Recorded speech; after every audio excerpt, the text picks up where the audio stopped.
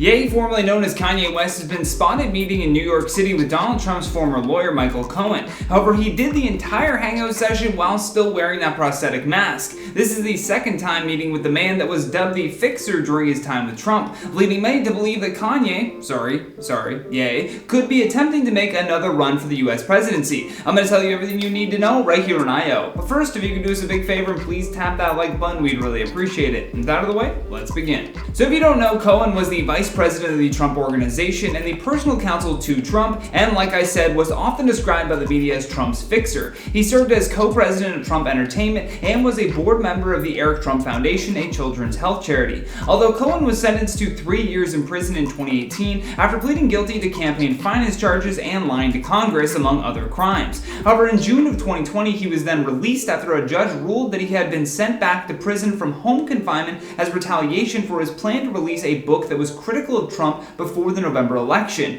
Now, this meeting between Kanye West and Michael Cohen is strange, and that does go beyond just the fact that Ye was wearing a creepy mask. Cohen hates Trump with a burning passion, and Kanye has in the past been a very vocal supporter of Donald Trump. According to page 6, this is the second time that the pair have met up, with this most recent time appearing to be a coffee meeting. When Ye arrived at the Upper East Side Hotel, he was spotted in the same strange prosthetic mask that he had been seen wearing at JFK Airport the previous day. Now, despite Cohen keeping a tight lip on what he and Ye were talking about, the attorney did defend Ye's use of a Halloween mask for their meeting. He goes on to say, "The purpose of the mask was so that people would not recognize him. The first 10 minutes we sat down, he was mobbed by people who wanted photos and to say hello. So we put on this mask to give him some anonymity, which interestingly enough did not really work." The first meeting between these two happened while Kim Kardashian was hosting Saturday Night Live, but in that first meeting, Ye chose to not wear a prosthetic mask. However, the person that should probably be wearing a mask while he's out and about is Michael Cohen. Cohen is under house arrest after serving time for tax fraud and lying to Congress, like I mentioned earlier, and previously he got himself into some trouble after he was spotted dining out at a fancy French restaurant without getting permission from the Bureau of Prisons. Right now, it's unclear if he got approval for these multiple Kanye meetings, though. He was released due to concerns of COVID-19, but he was supposed to not be leaving his Manhattan apartment until his sentence was completed.